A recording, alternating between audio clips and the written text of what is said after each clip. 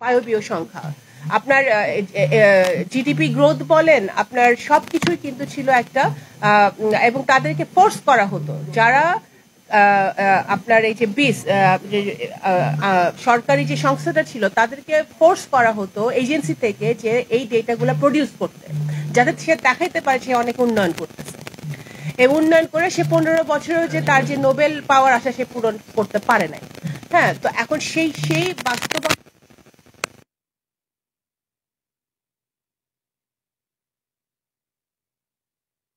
বাস্তবায়ন করতে হয়, তাদের স্বপ্নকে যদি বাস্তবায়ন করতে হয়, তাহলে দেশপ্রেমের জায়গা থেকে, প্যাট্রিয়টিজমের জায়গা থেকে, জনগণের স্বার্থের জায়গা থেকে আমাদের প্রত্যেকটা দেশের সাথে সম্পর্ক হওয়া উচিত, এবং ফরেন পলিসি ওইভাবেই হওয়া উচিত।